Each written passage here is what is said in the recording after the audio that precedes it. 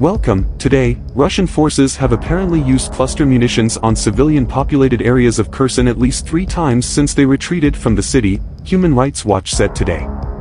These were part of a series of attacks on the city that resulted in civilian casualties. Residents of Kherson survived 8 months of Russian occupation, and are finally free from fear of torture, only to be subjected to new indiscriminate attacks, apparently including cluster munitions, said Belkis Will, Associate Crisis and Conflict Director at Human Rights Watch. Since November 11, when Ukrainian forces reclaimed the city, Russia has attacked Kherson from across the Dnieper River. As of November 25, the attacks killed at least 15 residents, including a child, and wounded 35, said the head of Kherson City Council, Halina Lahova.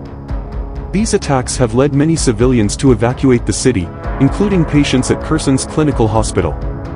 Human Rights Watch researchers were in Kherson City from November 20 to 24. Over those 5 days, attacks on the city intensified. At around 12:30 p.m. on November 21, an apparent cluster munition strike wounded 3 people as they were walking down the street in a populated area.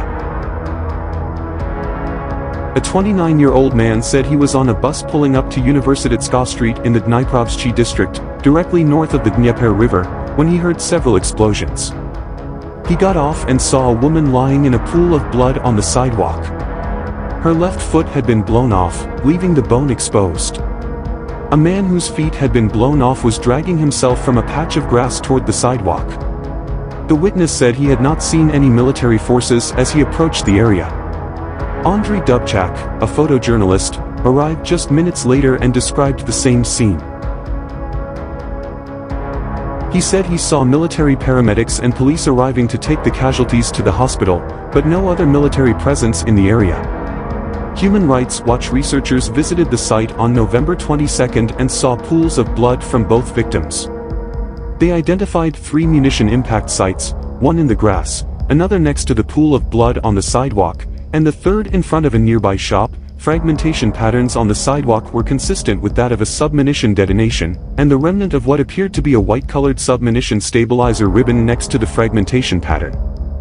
All of these findings are consistent with cluster munitions. They also indicate that the munitions were fired from the south.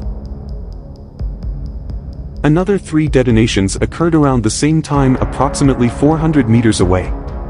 Anatoly, a security guard at a nearby car repair garage who did not share his surname, said that a woman was injured in her chest and left arm. I rushed out of the garage after the explosion and saw her lying on the ground. Underneath her jacket, it looked like porridge. Anatoly and his colleague showed researchers the site of another detonation, in the garage yard, and a third in the yard of a group of high-rise apartment buildings across the street.